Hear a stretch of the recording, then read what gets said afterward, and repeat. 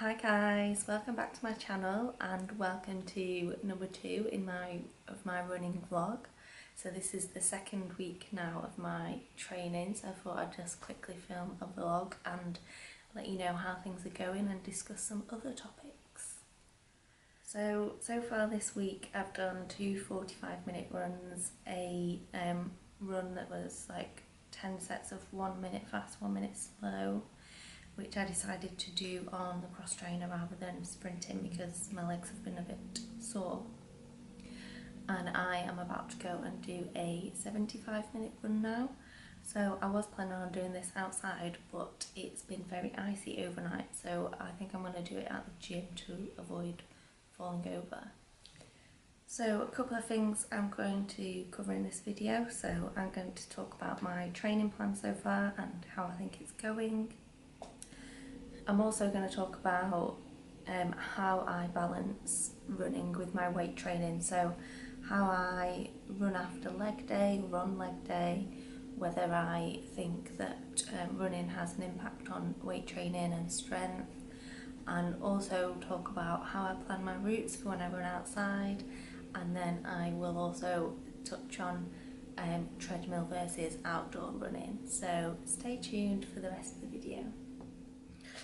So I've just got back from the gym and I'm just drinking a green smoothie which has got spinach, celery, mango, banana and some coconut water in it. So that's just to help me recover from that run I've just done. So I've just got back from doing a 75-minute run at the gym on the treadmill. It was really hard today. So I trained legs yesterday and also ran for 45 minutes yesterday, so my legs were pretty battered today, so it was really difficult. I kept having to take 5-minute walking breaks, and yeah, it was really hard, but I stuck to it, got it done. I didn't like stop completely, I just took breaks when I needed to. So I think next week I need to make sure that I kind of plan it out a bit better so that my runs aren't all bunched together towards the end of the week.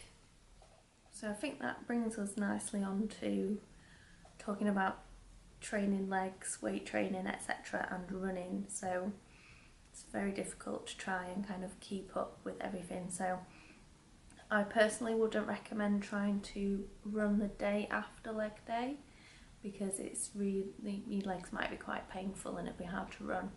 I also would say if you are going to run on leg day, you run before you do your weight training. That's what I tend to do, and that way my legs aren't too tired to run. And then I try and normally have my either my runs on like upper body days or upper body days the day after my runs. So just try and like see how my body is feeling and do it based on that. I think two things that I'll probably touch on in more detail later on in another video, but which helps with things like this, is obviously stretching, how you fuel your workout, so your hydration and what you eat, and then your sleep. If you're not sleeping enough, obviously your body's going to take longer to recover. If you're not stretching, your muscles are going to seize up, and if you're not hydrated and well fueled food wise, then your body won't recover as quickly. So it's important, especially if you're doing a lot of exercise, to have like quite a high carb and protein diet. So I wouldn't say it's impossible to kind of balance training for a 10k and training for strength, but I think you do have to kind of have one as the priority. So normally if I'm not training for a 10k, then my strength training is my priority, but because I'm now training for a 10k, the running is a priority now, and my training schedule for that is the priority. So you kind of have to like do a bit of a balance and see which one you want to be the most important.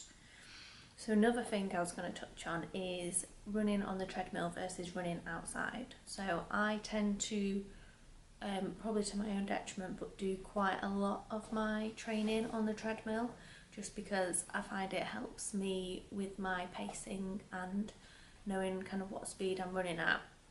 But in the past, when I have done 10Ks, I have ended up maybe only running outside a couple of times towards the end of my 12-week training, and then when it comes to the day, obviously I'm not used to like uphill, downhill, etc., and my legs will be absolutely battered afterwards.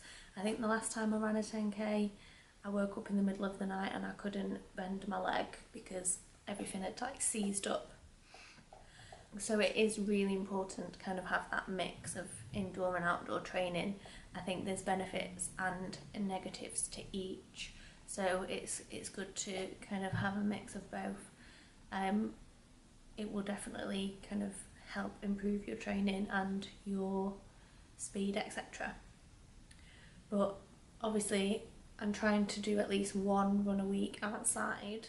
During the week that can be quite difficult because before work it's dark, in the evening when I get back from work it's dark, and I don't really want to kind of be going out running when it's dark, especially in London where I live. It's not really the kind of safest to be doing that on your own at night or in the early morning, so that's why I do treadmill during the week, and then on a Sunday I would normally try and do a run outside. Obviously today it was a little bit on the frozen side, so I didn't really want to risk kind of falling over and hurting myself, so that's why I did it on the treadmill. But I'm hoping if I work from home one day next week, then on my lunch break I might just kind of go out for a run and get that done that way, and then at least I've ticked that off early as having at least my one outdoor run a week. And then towards you know, when it's lighter nights, lighter mornings, etc., then I can try and do more runs outside, or yeah, and just less treadmill work. So yeah, that's about it for this video. So I'm obviously, like I mentioned, I'm going to touch on kind of hydration, fueling your workouts, etc. in another video, and also I will do some kind of running through my running gear and what I wear when I run outside, so that might be helpful for some of you.